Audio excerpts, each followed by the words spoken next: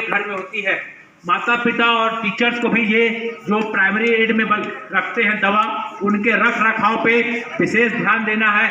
सर्दी खांसी, अगर किसी बच्चे का सर्दी खांसी ठीक हो गया, उसके बाद भी सर्दी खांसी की दवा पी रहा है, यूज कर रहा है, तो वैसे उन दवाओं को बिल्कुल सेफ रखिए।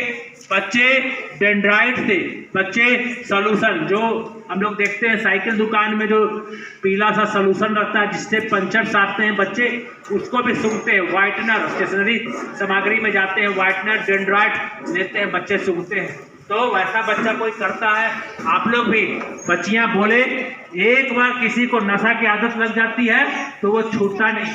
और नशा का क्या क्या दुष्प्रभाव है? बच्चे गलत संगति में जाते हैं, बच्चे बाल अपराध में जाते हैं, बच्चे ड्रॉप आउट हो जाते हैं, बच्चे क्लास में बंकिंग करने लगते हैं, गलत संगति में जाते हैं। बच्चों की जो पढ़ाई, ये उम्र आपका पढ़ने का उम्र है, इस उम्र में बच्चे भटकते हैं। तो कोई बच्चा या कोई व्यक्ति नशा सेवन करता है तो आप उसके दुष्प्रभाव को बताइए। आप देखिएगा जो खैनी खाता है व्यक्ति, उसके मुंह से बहुत गंदी महक आती है। कोई खाता है गुटखा, वो मुंह का कैंसर हो जाता है, मुंह में घाव हो जाता है।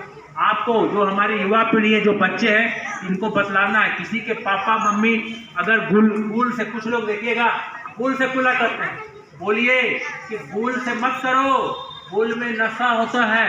बाद में वो लोग नशा की आदत हो जाती है उन पर, तो कौन बताएगा? ये बच्चे जो पढ़ लिख रहे हैं स्कूल में, ये बच्चे अपने मम्मी पापा को भी सिखलाएगा।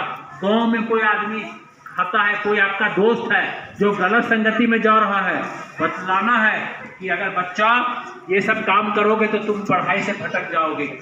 ये उम्र पढ़ने की है बच्चों का, इस उम्र में बच्चों को पढ़ना है, लिखना है, खेलना है, कूदना है, अच्छा संगति बनाना है। आपकी अच्छी संगति होगी तो आप अच्छा आदमी बनोगे और आगे बढ़ोगे। एक पढ़ने में बहुत अच्छी लड़की और लड़का, अगर उसकी गलत संगति हो जाती है तो भी बच्चा गलत ट्रैक पे चला जाता है। आज बच्चे बाल अपराध की ओर बढ़ रहे हैं। क्यों? आप जानते हैं, जब जितने बच्चे बाल अपराध में जा रहे हैं, अधिकतर बच्चे नशा सेवन कर रहे हैं। हम लोग ट्रेन से आते हैं तो कुछ बच्चे को देखते हैं झाड़ू लगा रहा है या कुछ करतब दिखा रहा है, वो सब बच्चे को बाद में देखते हैं कि एक जगह एकत्रित होके वो कुछ खाने पीने की सामान नहीं खरीदता है, वो नशा का चीज, डेंड्राइट सोल्यूशन कहाँ से मिल जाए, आयोडेक्स को भी बच्चे सूंघते हैं। तो इन सब चीज़ों से बच्चे जो है गलत ट्रैक में जा रहे हैं। बच्चों को बचाना है, और बच्चों को बचाने की जवाबदेही समाज के सभी लोगों को है, और समाज में हमारे बच्चे भी आते हैं। कोई बच्ची अगर गलत संगति में है तो आपको बतलाना है कि पढ़ो बेटा, पढ़ो मेरी दोस्त, पढ़ लिख जाओगी तो तुम एक सब व्यक्ति कहलाओगे। तो आप लोग जो है नशा मुक्त भारत निर्माण भी करना है, जिसमें हमारे बच्चों की भी अग्रणी भूमिका होगी।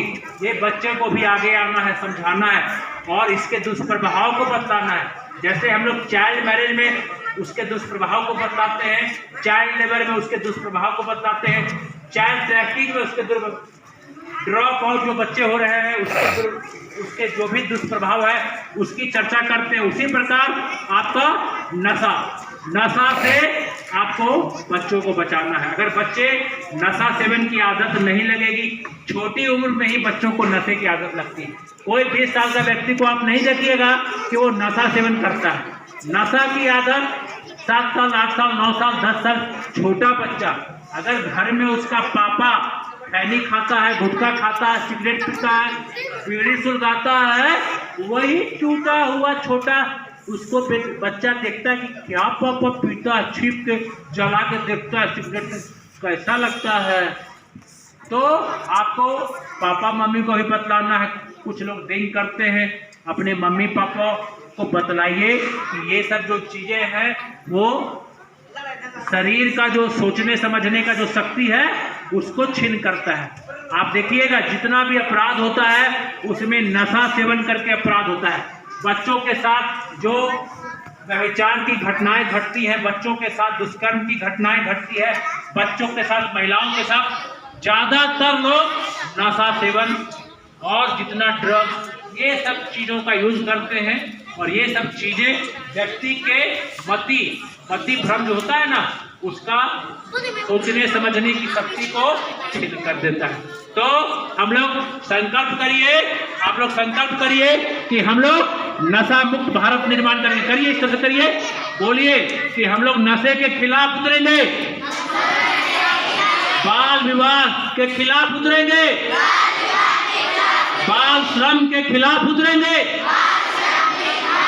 कोई गुड टच बैड टच करेगा, बच्चों को किसी तरह से शिकार बनाएगा, हम लोग इसकी सूचना पापा मम्मी स्कूल में अपने शिक्षक, बच्चों के टोल फ्री नंबर 1098 या स्थानीय पुलिस तक देंगे। हम खुद भी सुरक्षित रहेंगे और अपने दोस्तों को भी सुरक्षित करेंगे।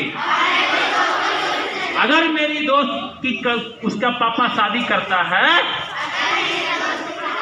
तो इसकी सूचना हम लोग 1098 पे देंगे।